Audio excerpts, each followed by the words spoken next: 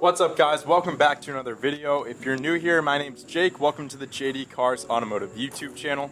Please be sure to go check us out at jd-cars.com. Follow us on Instagram at jd.cars, and please be sure to subscribe for more content. Today on JD Cars, we're going to be fixing an infamous problem with BMW, specifically 3 Series. I'm not quite sure why, but it does occur on all BMW models, and that is the rear window regulators. They love to die. It's kind of peculiar because you can usually salvage and reuse the electrical motor. The motor doesn't fail, but the mechanical components do. Kind of lucky because the mechanical motor is the most expensive part, and you can replace the actual regulator mechanical part for about $30. And while I am demonstrating this on a BMW X3, specifically a 2005 E83, this is going to be applicable to almost any BMW. So let's get the X3 in the garage and tear it down.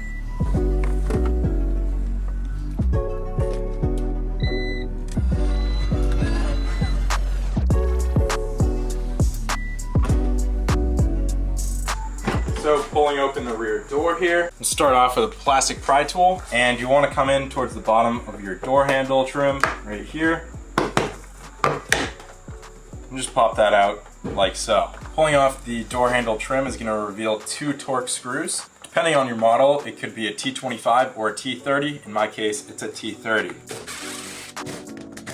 Now that we've removed those Torx screws, we can come back in with our plastic pry tool, pry under the door panel. Oh, and I just discovered on the X3 we have a 3rd screw right here.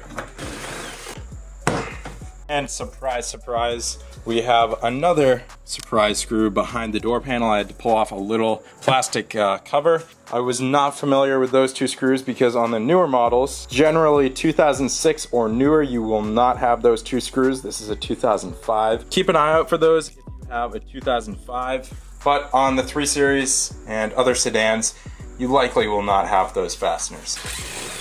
Once we've removed all of our fasteners and popped up clips around the perimeter, you can remove the door panel. Jeez. Now coming around to the side, you'll want to carefully release your lock indicator flag right here.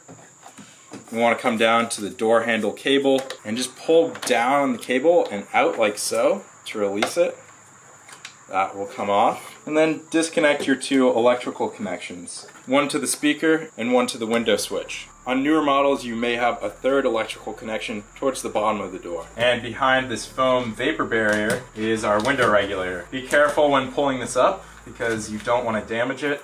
And I do recommend picking up more of this butyl tape. I'll have a link down below because, believe it or not, this vapor barrier here is very important for keeping moisture out of your interior.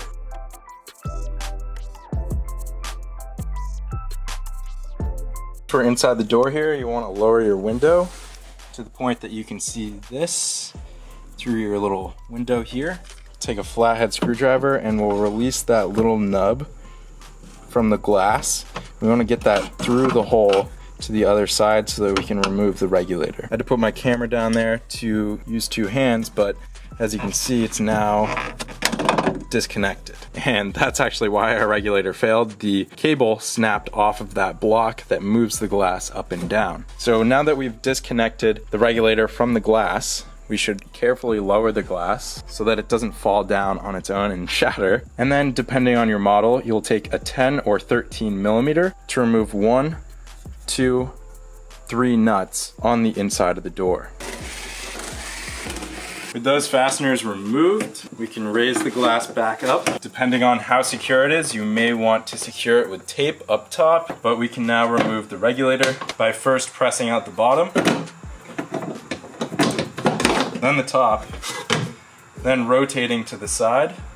Disconnect your electrical connection and untether from the regulator.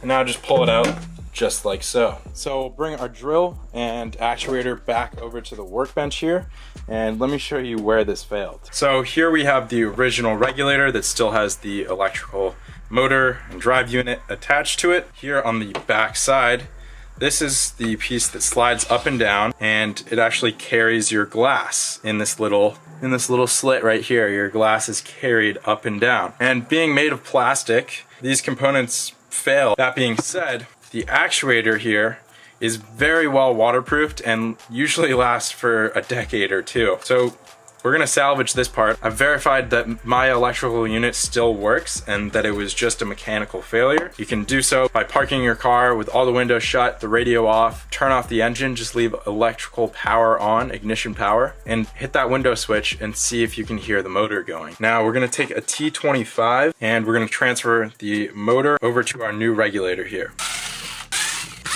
Now we pop that right off. This is trash, and we transfer it over to our new regulator. Now we have a brand new mechanical setup here, ready to go in the car, and just remove these little protective rubber caps here, and we're ready to go. Now take our new regulator unit, and just as we removed it into the door like so, rotate it, and line up the 3 threaded bolts.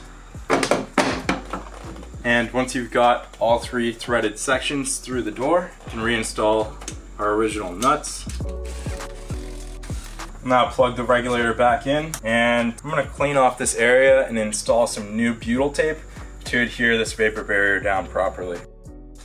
With our vapor barrier reinstalled, we can now take our door panel, reconnect our electrical connections, and reconnect the door handle cable, and we'll stick the lock flag up through the door. And we can now reinstall the door panel like so. The top clips there, they're pretty forgiving. You can smash on them pretty hard, but the other clips around here, they're quite fragile. So do peek around the back edge, try to get them lined up, and then press the door panel into place. We can now reinstall our torque screws in the door panel and the door handle trim and associated covers. And that completes the replacement of a BMW window regulator. Now all that's left to do is test it out. Just pop the keys in the ignition. Here we go. Ah, beautiful. Works like a charm. So I do believe I forgot to mention briefly that you should snap your glass into place, into that little white rectangular piece that moves it up and down.